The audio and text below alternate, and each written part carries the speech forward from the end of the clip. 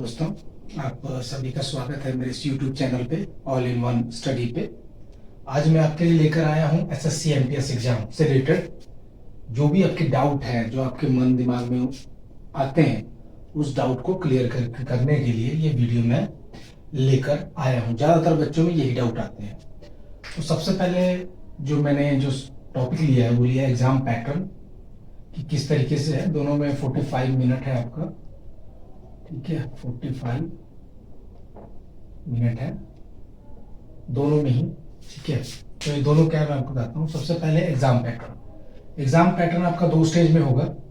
एक स्टेज में आएगा रीजनिंग मैथ, सेकंड में आएगा जीके एंड इंग्लिश। दोनों ही ये पेपर जो होंगे 45-45 मिनटों का होगा आपका।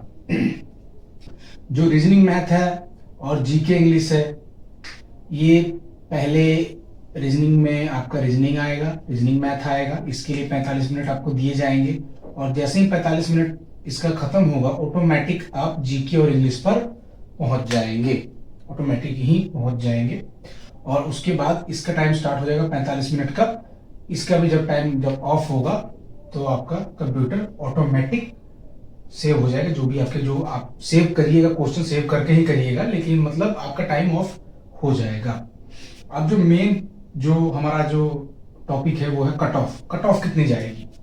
देखिए, जो आपका जो फाइनल सिलेक्शन होगा वो जीके और इंग्लिश के जो कट ऑफ मार्क्स होंगे उस पर होगा। पहले क्या होता था कि एसएससी जो है इन चारों के ही कट ऑफ निकालती थी। उसके बाद सेकंड जो पेपर होता था वो होता था आपका सब्जेक्टिव टाइप पेपर। उसमें उसको पासिंग करके तब जाके आपको आगे सिलेक्शन होती थी, बट अब गवर्नमेंट ने उसको बंद कर दिया है।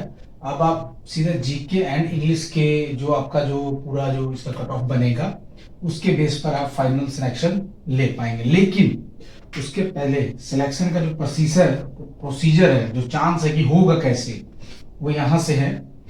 आपको रीजनिंग और मैथ में कम से कम 100 नंबर तो लाना ही है, 100 प्लस रखिएगा, तभी आपके चांस बनेंगे रीजनिंग मैथ में। क्योंकि इसकी भी कट ऑफ बनती है, इसकी भी कट ऑफ का मार्क तो नहीं जुड़ता है, कट ऑफ तो जीके एंड इंग्लिश की ही बनेगी। लेकिन जो रीजनिंग और मैथ है, जैसे यूपीएससी में जो प्री का पेपर होता है उसके नंबर तो जुड़ते नहीं, लेकिन क्वालिफाइंग तो नेचर होता ही है। तो क्वालिफाइंग नेचर में तो नंबर तो बनते ही, क्योंकि कई बच्चे जो है वो 100 प्लस लेकर आ रहे हैं और कई बच्चे 40 पर ही रह जा रहे हैं। तो इसलिए इसका भी आपको ध्यान रखना है। जो सबसे मेन जो मैं आपको बात बता रहा हूं वो यही चीज है कि ऐसा मत समझिए कि हम बस कुछ कर देंगे, पासिंग मार्क्स 33 आ जाएं या जितने भी आ जाएं तो हम आगे इसमें बढ़िया परफॉर्मेंस दे पाएंगे। ऐसा नहीं है, आपको इसमें 100 प्लस रखना पड़ेगा। इसकी जो पहले वैकेंसी थी वो भी 100 प्लस ही उनका जाता है, प्री की तरह स्कोर इसका भी है। तो आपको इन दोनों में 100 प्लस रखना है। और जब यहां से आप पास कर जाएंगे प्री, तो उसी के बाद ये नंबर जुड़ेंगे। इनका फाइनल जो सिलेक्शन है वो होता है। मैंने तो देखा है कई बच्चों के जीके में 75 मार्क्स का होता है, तो 75 मार्क्स ही आए हैं, इतना मैंने देखा है। तो अगर जिन बच्चों की जीके स्ट्रांग है और इंग्लिश थोड़ी सी वीक है, उतनी वीक तो नहीं चाहिए, क्योंकि एसएससी का एग्जाम दे रहे हैं, वहां तो ज्यादातर जो है इंग्लिश मीडियम ज्यादा परफॉर्मेंस है। तो मुझे नहीं लगता है कि इंग्लिश में आप अगर आप मीडियम भी है तो हो पाएगा, लेकिन ये है कि मॉडरेट हो जाए तो ज्यादा बेहतर है, तब आप आसानी से जॉब ये हासिल कर पाएंगे। ये हो गया। उसके बाद में ये जो फाइनल सिलेक्शन, यहीं से जब आपका इसका कट ऑफ निकाल लेंगे, जो आप प्री का है जैसे कि ये निकालने के बाद में इसका नंबर आपका जुड़ेगा, और इसको निकालने के बाद में आपको फाइनल जो इनकम टैक्स की है उनमें रेसिंग होता है, जो उनका फिजिकल मेजरमेंट होगा, टेस्ट होगा, उसको निकालने के जो बच्चे उसमें जाना चाहते हैं उसका सिलेक्शन प्रोसीजर होता है। उसके बाद में उसमें जाकर उसका जो कट ऑफ निकालेगा, जो पीईटी निकालेगा, फिजिकल एफिशिएंसी टेस्ट, वो बच्चा अपना टैक्स इनकम टैक्स डिपार्टमेंट में इंस्पेक्टर वगैरह या जो भी है उस पद पर जाएगा वो, और बाकी जो बच्चे हैं वो एमटीएस के लेवल पर जाएंगे। तो ये रहा। और जो सबसे जो मेन और इम्पोर्टेंट मुझे बात जो बतानी है वो ये है, जो न्यू है और जो ओल्ड है।